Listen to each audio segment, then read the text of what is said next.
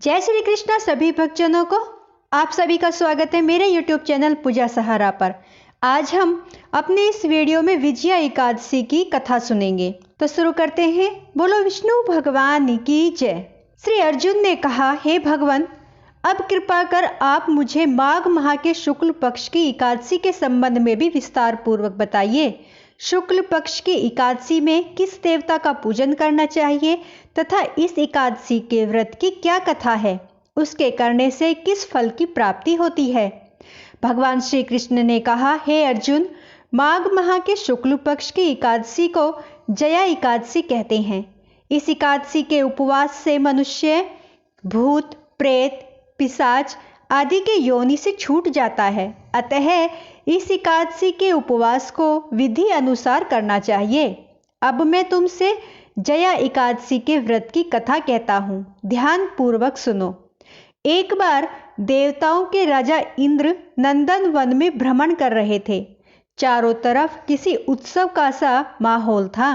गंधर्व गा रहे थे और गंधर्व कन्याएं नृत्य कर रही थी। वहीं पुष्पवती नामक गंधर्व कन्या ने माल्यवान नामक गंधर्व को देखा और उस पर आसक्त होकर अपने हाव भाव से उसे रिझाने का प्रयास करने लगी। माल्यवान भी उस गंधर्व कन्या पर आसक्त होकर अपने गायन का सुर ताल भूल गया।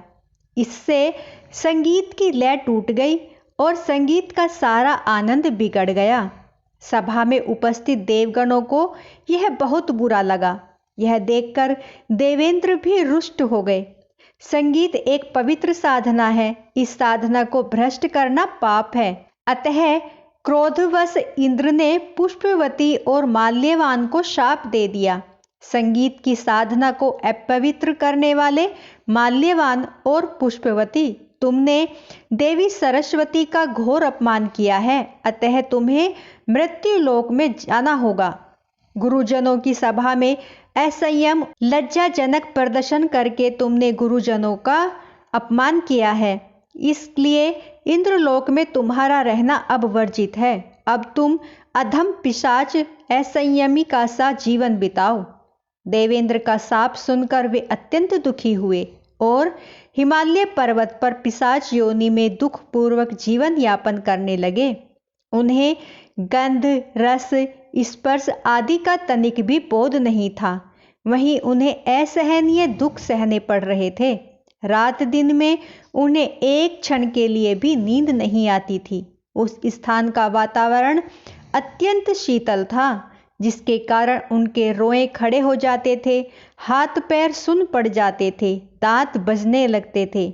एक दिन उस पिशाच ने अपनी स्त्री से कहा, न मालूम हमने पिछले जन्म में कौन से पाप किए हैं, जिसके कारण हमें इतनी दुखदाई यह पिशाच योनि प्राप्त हुई है।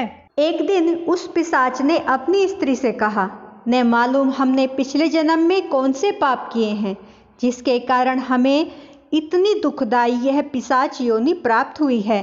पिशाच योनि से नरक के दुख सहना कहीं ज्यादा उत्तम है। इसी प्रकार के अनेक विचारों को कहते हुए अपने दिन व्यतीत करने लगे।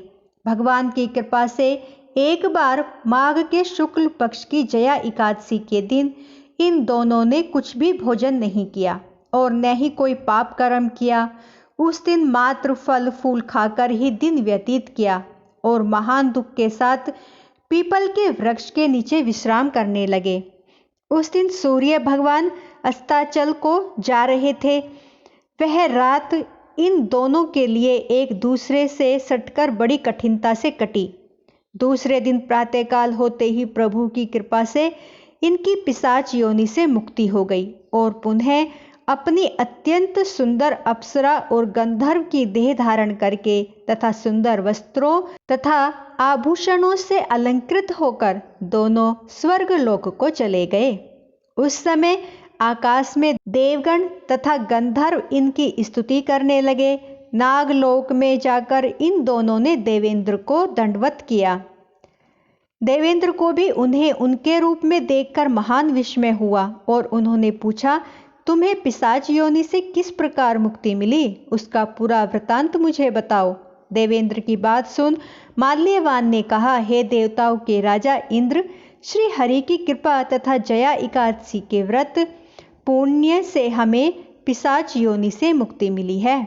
इंद्र ने कहा, हे माल्यवान, एकादशी व्रत करने से तथा भगवान श्री हरि की कृपा से तुम लोग पिशाच योनि को छोड़कर पवित्र हो गए हो, इसलिए हम लोगों के लिए भी वंदनीय हो गए हो, क्योंकि शिव तथा विष्णु भक्त हम देवताओं के वंदना करने योग्य हैं। अतः आप दोनों धन्य हैं। अब आप प्रसन्नता पूर्वक देवलोक में निवास कर सकते हैं। हे अर्जुन, इस जया एकादशी के उपवास से कुयोनि से सहज ही मुक्ति मिल जाती है। जो मनुष्य इस एकादशी का व्रत कर लेता है, उसने मानो सभी तप यज्ञ दान कर लिए। जो मनुष्य श्रद्धा पूर्वक जया एकादशी का व्रत करते हैं, वे अवश्य ही सहस्र वर्ष तक स्वर्ग में वास करते हैं।